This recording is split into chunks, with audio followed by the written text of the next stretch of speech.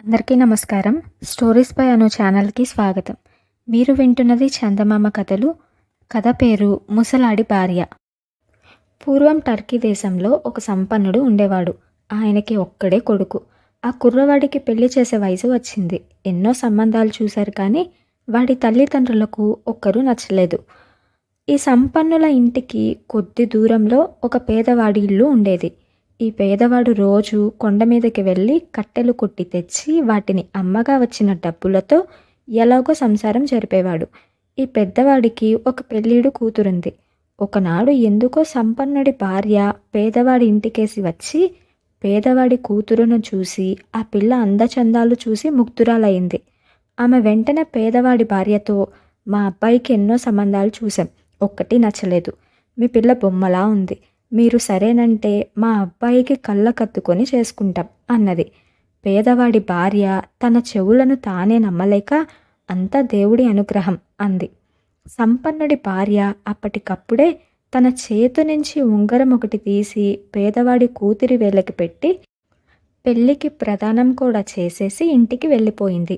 ఆమె తన కుమారుడితో, నాయనా, నీకు అద్భుతమైన అందగత్తెను చూసి వచ్చాను, త్వరలోనే పెళ్లి ఏర్పాటు చేద్దాం అన్నది. కట్టెలు కొట్టేవాడు సాయంకాలం ఇంటికి వచ్చాడు. తమ కుమార్తెను సంపన్నులతో పెళ్లి నిశ్చయమైందని, ప్రదానం కూడా అయిపోయిందని భార్య చెప్పింది. పేదవాడు నిర్ఘాంతపోయాడు.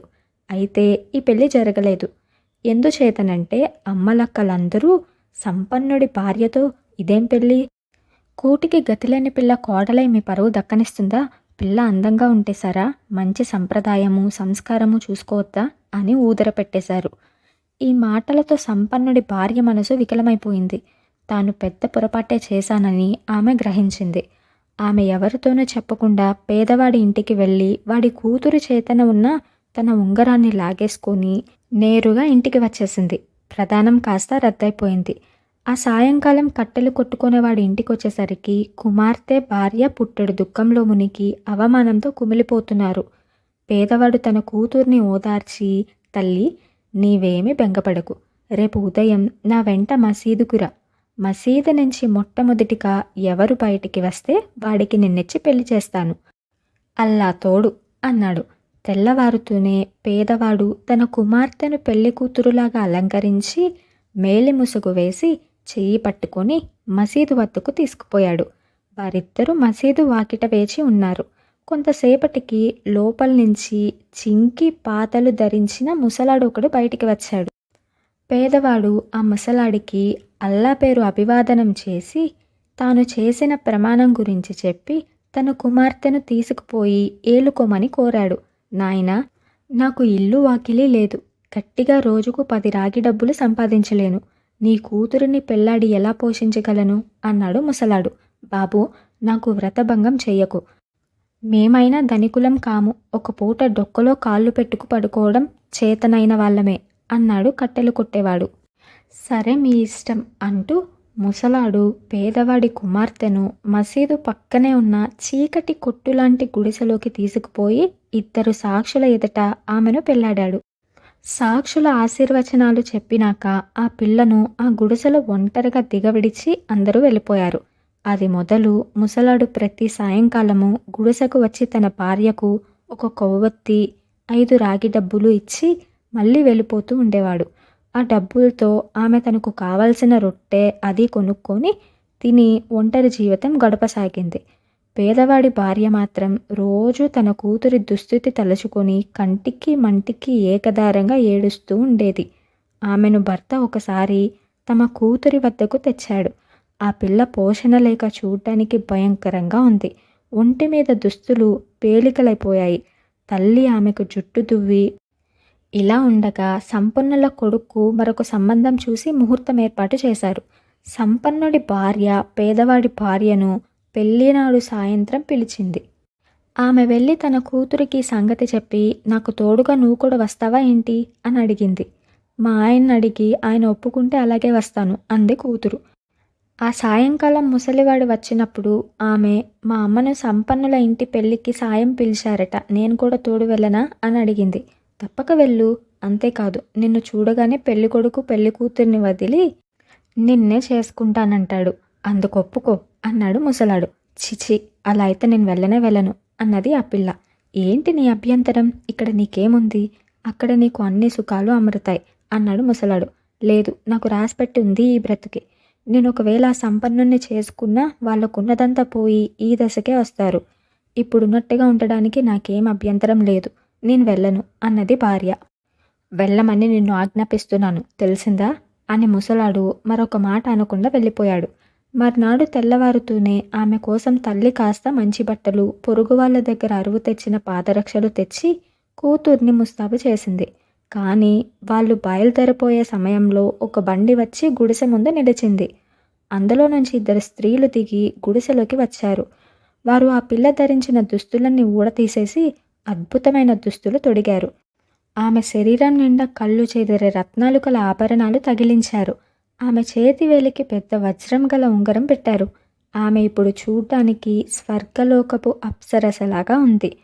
తరువాత వాళ్ళు ఆమెను, ఆమె తల్లిని బండిలో ఎక్కించుకొని పెళ్లి ఇంటికి వెళ్ళారు. పెళ్లి కూతురికి అందరూ కానుకలు చదివిస్తున్నారు. ముసలాడి భార్య తన చేతికి ఉన్న వజ్రపు ఉంగరం తీసి పెళ్లి కూతురికి ఇచ్చింది. అక్కడ చేరిన అమ్మలక్కలందరూ ఆ పిల్లని చూసి ఎవరి మహారాణి అని గుసగుసలాడారు. ఇంతలో పెళ్లి కూతుర్ని తీసుకుపోవడానికి పెళ్ళికొడుకు వచ్చాడు. కట్టెలు కొట్టేవాడి కుమార్తెను చూసి అలాగే ఒక క్షణం పాటు స్తంభించిపోయాడు. వాడి వాలకం చూసి పెళ్లి కూతురికి ఒళ్ళు మండిపోయింది.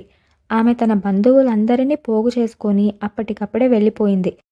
కట్టెలు కొట్టేవాడి కూతురును ఆమె వెంట వచ్చిన స్త్రీలు బండిలో ఎక్కించుకొని గుడిసె వద్దకు తీసుకుపోయి ఆమె ఒంటిపైన ఉన్న దుస్తులు, నగలు తీసుకొని ఎప్పటి బట్టలు తొడిగి బండి ఎక్కి వెళ్ళిపోయారు. ఈ లోపల పెళ్లి కొడుకు తన మనుషులను బండి వెనకనే పంపి తాను ప్రేమించిన పిల్ల ఒకప్పుడు తనకు ప్రధానమైన పిల్లేనని తెలుసుకొని నేను ఆమెను తప్ప ఎవరిని చేసుకోను అని శపథం చేశాడు. తనను పెళ్లాడవలసిందని కోరుతూ అతను పేదవాడి కుమార్తెకు రాయబారం పంపాడు. నేను ముసలాడి భార్యను. ఈ జన్మకు నా అదృష్టం ఇంతే, కనుక ఎక్కువ అదృష్టాన్ని నేను కోరను అని ఆమె జవాబు చెప్పింది. ఈ సమాధానం విని సంపన్నుల కొడుకు మండిపడ్డాడు. నేను పెళ్లాడతానంటే నిరాకరిస్తుందా? నా తాహతేమిటి, దాని తాహతేమిటి అంటూ వాడు సుల్తాను వద్దకు వెళ్ళి ఫిర్యాదు చేశాడు. నీ ఫిర్యాదు రేపు వింటాం అని సుల్తాను తెలియచేశాడు. మర్నాడు దర్బారుకు హాజరు కమ్మని కట్టెలు కొట్టేవాడి కుమార్తెకు పిలుపు వచ్చింది. కారణం తెలియక ఆమె కంగారు పడింది. తీరా అక్కడికి వెళ్ళాక అక్కడ సంపన్నుల కొడుకు కనిపించాడు. ఈ పిల్లను ఒకప్పుడు నాకు ప్రదానం చేశారు, అందుచేత ఈమె నన్ను పెళ్లాడేటట్టు తీర్పు దయచేయించండి, లేదా ఈమెకు శిరచ్ఛేదం విధించండి అని సంపన్నుల కొడుకు తెరచాటున ఉన్న సుల్తానుకు విజ్ఞాపన చేసుకున్నాడు. నేనితన్ని పెళ్లాడను, కావలసి వస్తే నా తల తీసేయించండి, నేను ఇదివరకే ముసలాడిని పెళ్లి చేసుకున్నాను అన్నది కట్టెలు కొట్టేవాడి కూతురు. ఈ ముసలాడెవరు అని సుల్తాను తెర వెనక నుంచి అడిగాడు. నాకు తెలీదు, చీకటి పడేవేళ వచ్చి నాకు 5 రాగి డబ్బులు, ఒక కవ్వత్తి ఇచ్చిపోతూ ఉంటాడు అన్నది ఆమె. అటువంటి వాడితో దారిద్ర్యం అనుభవించే కన్నా ఈ సంపన్న యువకుని ఎందుకు పెళ్లి చేసుకో అని అడిగాడు సుల్తాను. నేను ముసలాడి భార్యగానే ఉంటాను, ఆయన నాకు రాసిపెట్టిన మొగుడు అన్నది ఆమె. నీ భర్త నీకు కనిపిస్తే గుర్తించగలవా అంటూ సుల్తాను తెరచాటు నుంచి యువతలకి వచ్చాడు. సుల్తాను యువకుడు అయినప్పటికీ ఆమె తన భర్తను గుర్తించి, మహారాజా, మీరే ఆ ముసలాడు, అదిగో మీ చెంప మీద ఘాటు అన్నది కట్టెలు కొట్టేవాడి కూతురు. సుల్తాను నవ్వి, అవును, నేనే ఆ ముసలాన్ని. తలవని తలంపుగా నా పాలిట పడిన నీ బుద్ధి ఎలాంటిదో తెలుసుకోవాలని నీకు పరీక్షలు పెట్టాను. ఈ ద్రోహి పెళ్లికి నిన్ను అలంకరించి తీసుకుపోయిన స్త్రీలను నేనే పంపాను. నీ అందం ఎంత గొప్పదో నీ బుద్ధి కూడా అంత గొప్పది అన్నాడు. ఆయన సంపన్నుల కొడుకును ఖైదీలోకి తోయించి కట్టెలు కొట్టేవాడి కూతురిని నిండు కొలువులో మళ్ళీ పెళ్లాడాడు. 40 రోజుల పాటు దేశమంతటా విందులు వినోదాలు జరిగాయి. ఇది ఇవాల్టి చందమామ కథ. మీకు ఈ కథ నచ్చినట్టయితే ఛానల్ని సబ్స్క్రైబ్ చేయండి, అందరికీ షేర్ చేయండి. నెక్స్ట్ ఇంకొక మంచి కథతో కలుద్దాం. ధన్యవాదాలు.